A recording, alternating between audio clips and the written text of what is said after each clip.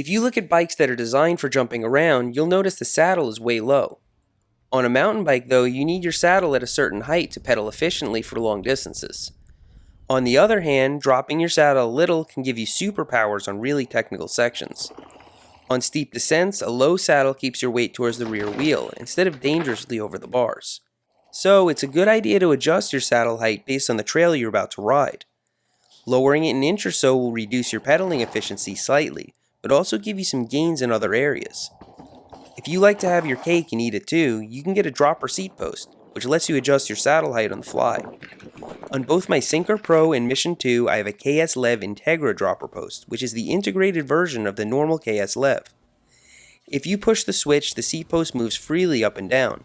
If you release it, the seat post locks into place. This is similar to an office chair, except a little more refined. So what do I mean when I say this post is integrated? Well, some bikes come dropper ready, which means they have a port to run a release cable inside the frame. If your bike is dropper ready, you can install pretty much any integrated dropper post like the Rock Shox Reverb Stealth or the KS Lev Integra. If your bike isn't dropper ready, then you can get a normal dropper post and hook the cable up on the outside. This is usually more economical and easier to install anyway.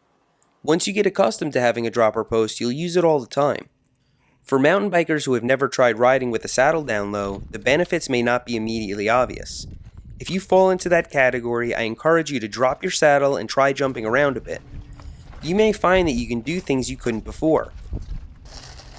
Once you install your dropper post, you can extend it all the way up and adjust it to your full ride height, just like a normal seat post. This way, you can drop it for technical sections and then pop it back up to your perfect ride height at the flip of a switch. The KS Lev on my Mission has 120mm of travel. On my Synchro Pro, I purposely bought a 150mm KS Lev since the frame goes lower.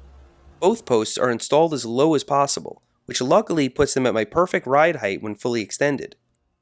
When choosing a post, I was trying to decide between the Rock Shox Stealth and the KS Integra. The reason I chose the KS came down to reliability and simplicity, as it uses a cable release as opposed to the hydraulic release on the Rock Shox. Sure enough, I took a spill at Grapefruit Trails that ripped the cable right out of my dropper post. The repair was easy. If I had the hydraulic release, it would have been significantly more involved to fix. Overall, I'm happy with my decision to get the KS Lev. Like most dropper posts, you need to keep it clean and make sure it has plenty of air pressure. If I slam it all the way down and leave it overnight, it doesn't pop up at first without sitting down on it or giving it a good bonk. I'd say this is not really an issue. The seat clamp is pretty basic, but it allows for micro adjustments to the angle of your saddle, just like a good seat post should. The release on the bottom of the post is designed so you can disconnect it quickly for service, instead of needing to undo the cable. I'll also mention that this post comes with a cleverly designed switch which actually integrates with ODI grips.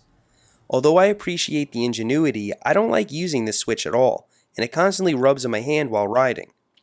For a few extra bucks, you can get their southpaw lever, which is way better and should come standard in my opinion. Now it's worth noting that I had a different dropper post on my Trek, one that was equally as reliable and priced much lower than the KS. This was the D&M dropper post, and it's still going strong to this day. The only reason I didn't get the integrated version of this post for my new bike is that it's not available in 150mm. So is a dropper post right for you? If you're an XC rider, then I guess it depends on how technical the terrain you're riding is. A dropper post does come with a small weight trade-off. Then again, I'm more concerned with adding inches to my bunny hop than losing grams off my bike. Give me a super light bike with a high saddle and I won't be able to do much besides pedal real fast. Give me an all-mountain beast with a dropper post and you'll see why geometry trumps weight when it comes to bike control. Of course, the benefits are more obvious to someone who rides technical single track, downhill, or freeride. Although most XC riders seem to prefer a normal seat post, I'm starting to see a few of them running droppers out on the trails.